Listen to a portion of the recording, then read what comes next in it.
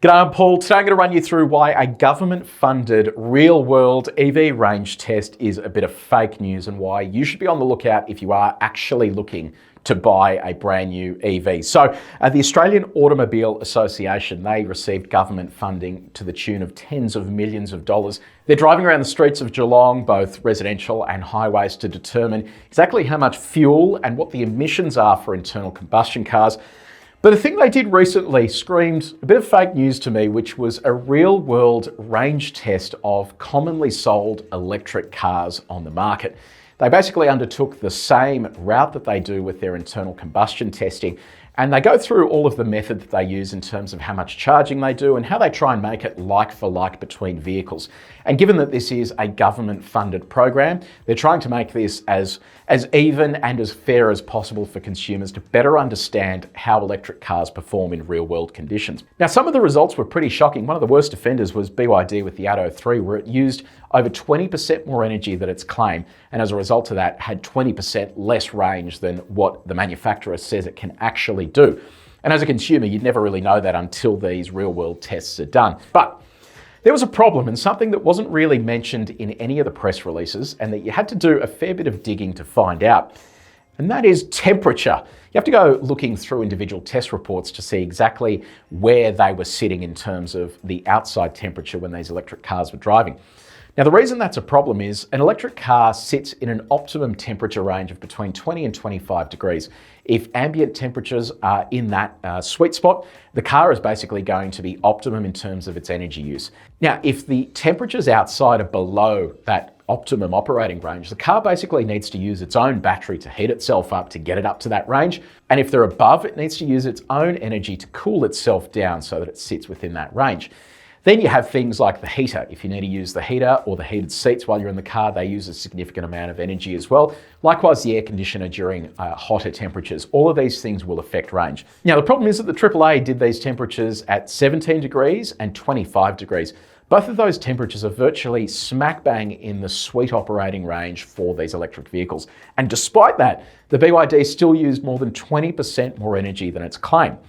Now, the reason I think some of this is fake news is that a lot of people don't know that the colder the temperature is, the more energy your car is going to use. And if you jump over to the States, where the American Automobile Association, also a AAA, they actually conducted their own EV real-world range testing. What they found was that at sub-zero temperatures, so beyond freezing, -6 degrees, the electric car they tested basically consumed 40% more energy than it did when it was at its optimum. And that meant 40% less driving range. So these temperatures were pretty bad. And in Australia, you're not really going to experience -6 degrees. You'd have to be high up on a mountain and at the snow. So that's not really that bad. The problem is with 17 degrees and 25 degrees Celsius, both of those temperatures are virtually bang on in the optimum temperature range for an electric vehicle. So when you're doing a real world test, they aren't exactly real-world temperatures. So, for example, in Melbourne, your average temperature of a winter morning is going to be between 2 and 13 degrees. So if you are driving to work when it's really cold, your car is going to use significantly more energy when it's colder rather than when it's at its optimum. Even when we did our long-distance range test between Adelaide and Sydney in the Kia EV6 and a diesel Audi Q5, when we were reaching Hay and we had a detour and the sun set and it was getting really cold, we found that the range estimate on the Kia EV6 we were driving was completely inaccurate. It would just start chewing through kilometres as you were going. It'd say there was like 10 kilometres left, you'd do 2 kilometres and it would say there's 5 kilometres left, to the point where we had to reduce our speed, turn the heating off and just roll into Hay with like 1 or 2% remaining. It was very stressful. My issue with all of this is that you're not told this at a dealership. When you rock in to buy a new electric car, all they'll do is tell you what the range estimate is that the manufacturer claims. Those manufacturer range estimates are done in lab conditions. And yes, all the lab conditions are the same, so you get a benchmark to compare cars. They don't cover the variability you're going to find in real world conditions, especially here in Australia, where you can go from having really hot temperatures to really cold temperatures depending on where you are around the country. And that to me is an issue, and I think that really should be stated by manufacturers.